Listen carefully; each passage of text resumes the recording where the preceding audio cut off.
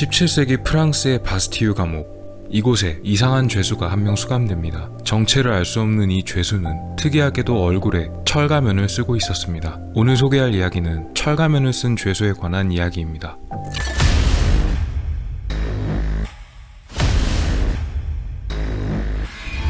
프랑스 혁명으로도 유명한 바스티유 감옥. 17세기 말인 1689년 이곳에 특이한 죄수가 한 명 수감됩니다. 이 죄수는 바스티유로 오기 전 이미 여러 감옥을 거쳐왔는데요. 감옥을 거쳐오는 동안 철가면을 쓰고 있었다고 합니다. 그래서 철가면의 죄수라고 불리웠고 아무도 그의 맨 얼굴을 제대로 본 적이 없었다고 합니다. 이 철가면의 죄수는 바스티유 감옥으로 오면서 철가면을 벗는 대신 벨벳으로 만들어진 가면을 대신 쓰게 되었지만 여전히 철가면이라는 별명으로 불렸습니다. 그런데 이 죄수는 참 특이한 점이 있었습니다. 분명 죄수의 신분이었음에도 불구하고 일반 간수가 아니라 그를 특별히 담당하는 전담 교도관이 있었으며 가면을 벗거나 대화를 하는 행위 등 자유로운 행동이 모두 금지되었다고 합니다. 처벌을 목적으로 타인과의 접촉을 금지시킨 것이 아닌가 하는 예상도 있었지만 고급스런 식사와 그 당시 죄수들에게는 금지되어 있던 와인을 제공받기도 했던 것을 보면 그런 목적은 아니었던 것으로 보입니다. 아마 보통 죄수의 신분은 아니었으며 귀족 출신의 죄수거나 사회적 계급이 높은 죄수였던 듯한데요. 하루는 이 죄수가 나무 판자에다가 타버린 나무 조각을 연필처럼 써서 위에 글을 쓴 뒤에 자신의 감옥 바깥으로 던져버렸는데요.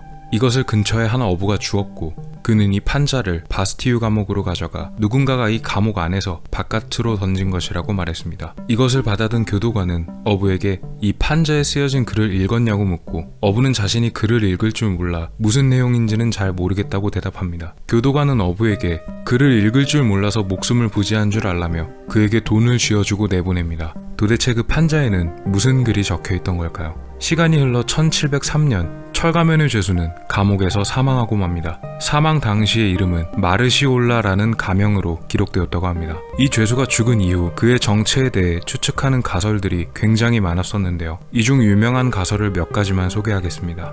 처음으로 제기된 가설은 이 죄수가 바로 루이 14세 왕의 이복 형제였다는 가설입니다. 이 가설을 최초로 제기한 사람은 프랑스의 철학가이자 사상가인 볼테르였는데요. 그의 가설에 따르면 루이 14세에게는 알려지지 않은 이복 형제가 있었고 그의 존재를 알게 된 루이 14세가 그를 감옥에 보냈다는 것이었습니다.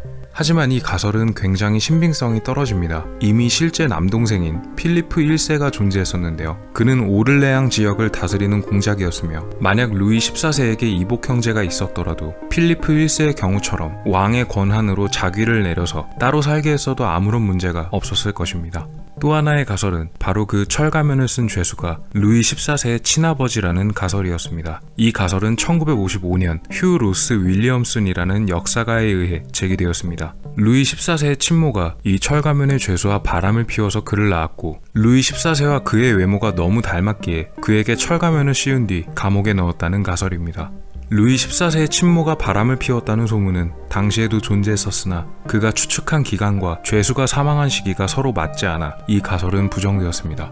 1965년에는 프랑스의 작가인 마르셀 파뇰이 철가면의 죄수에 대해 루이 14세의 쌍둥이 형이라는 가설을 내놨는데요. 하지만 이 가설은 현재엔 굉장히 가능성이 희박한 것으로 보고 있습니다. 왜냐하면 당시에는 왕비가 출산하는 장면을 많은 사람들이 볼 수 있었기 때문입니다. 믿기지 않으시겠지만 당시에는 왕비의 출산 장면을 신청만 하면 가서 구경할 수가 있었다고 합니다. 수많은 사람들이 바라보는 동안 쌍둥이의 존재를 숨기기란 어려웠을 것입니다. 이 외에도 그가 종신형을 선고받은 당시 재무총감 니콜라 푸케의 시종인 웨스타스 도제르라는 가설도 있었고 이 시종의 이름과 동명이인인 귀족 웨스타스 도제르가 철가면의 죄수였다는 가설들도 제기가 되었으나 동명이인인 귀족 웨스타스 도제르는 당시 다른 감옥에 수감되어 있던 기록이 있어 이 가설은 전부 부정되고 말았습니다. 결국 이 철가면의 죄수는 현재까지도 정체가 누구인지 아무도 알 수 없는 미스터리로 남아있습니다. 철가면을 쓴 정체불명의 죄수라는 설정이 상당히 인상이 강했었던 모양인지 후대에 많은 창작물들이 제작되었는데요. 가장 잘 알려진 작품은 작가 알렉상드르 듀마의 소설 철가면으로 1998년에는 이 작품을 바탕으로 배우 레오나르도 디카프리오가 주연한 영화 아이언 마스크가 개봉되기도 했었습니다. 오늘 미스터리 어떠셨나요?